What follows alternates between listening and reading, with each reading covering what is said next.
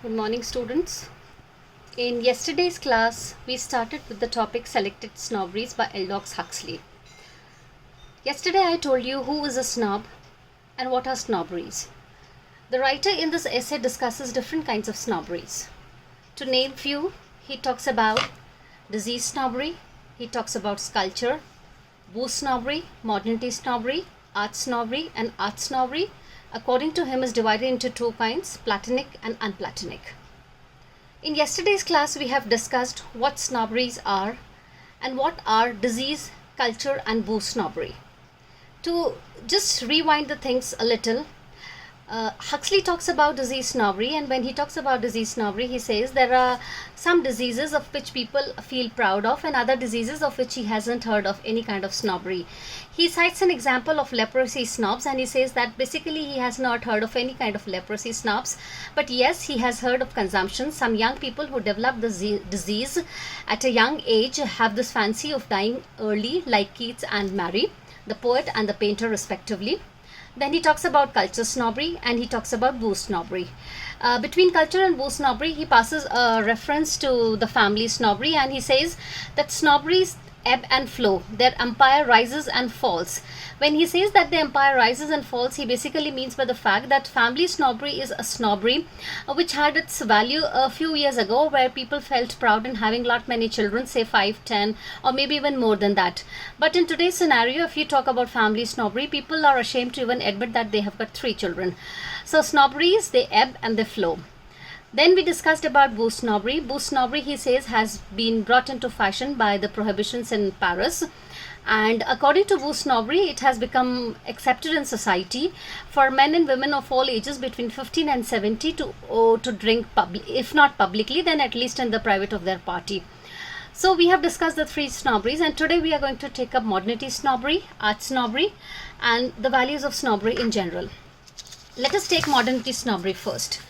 When writer talks about modernity snobbery, he says that modernity snobbery is something which is not exclusive to our age, and in today's time it has come to take an unprecedented importance. He quotes, I quote a line from the text where he says that thanks to modern machinery, production is outrunning consumption. Production is outrunning consumption in the sense that he elaborates on the fact, and he says that today's world, organized waste among consumers is the first condition of industrial prosperity. The sooner a consumer throws away the project he has bought and buys another, the better for the producer.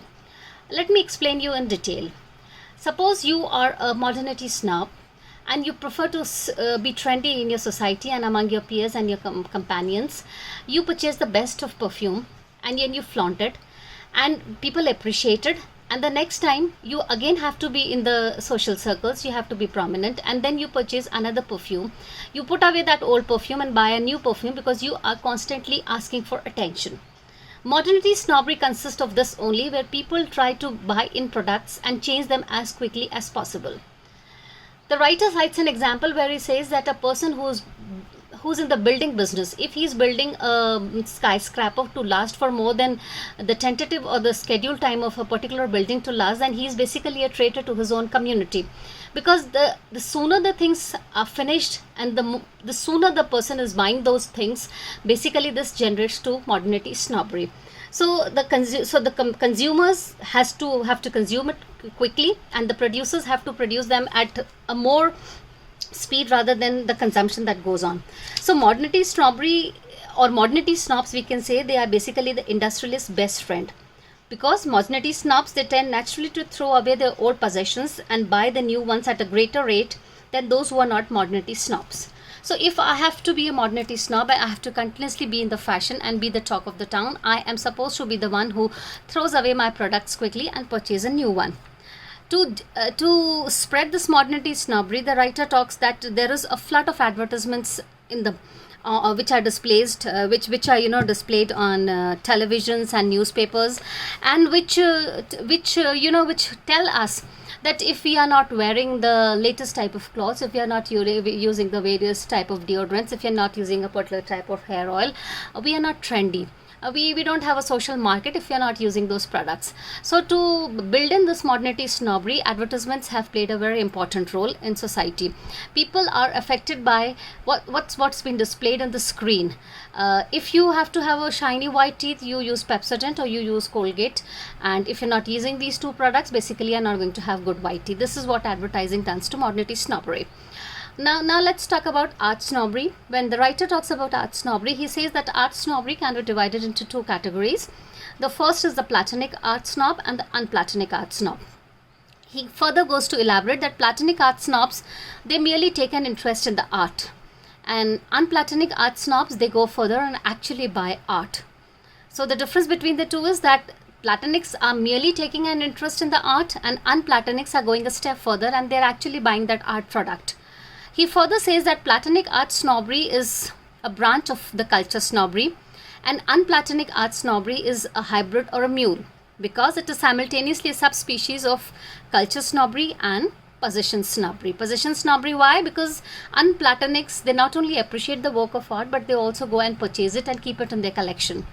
For an example, a person who's an art snob will go for the latest painting of M.S. Hussain. He will not only appreciate it, because if he only appreciates it, he basically falls in the category of a platonic art snob. But if he's an unplatonic art snob, he will purchase that painting of M.S. Hussain and display it proudly in his drawing room, so that when people come to his place to visit him, he can proudly boast of the fact that, wow, he has a painting of M.S. Hussain.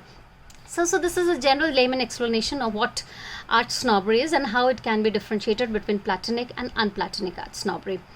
So after finishing with the different type of snobberies that have been prevalent in the society since ages, like disease snobbery, culture snobbery, family snobbery, booze snobbery, modernity snobbery, art snobbery, both platonic and unplatonic, the writer winds up his essay by giving you the value of snobbery. He says, the value of snobbery from the humanistic point of view consists in its power to stimulate activity.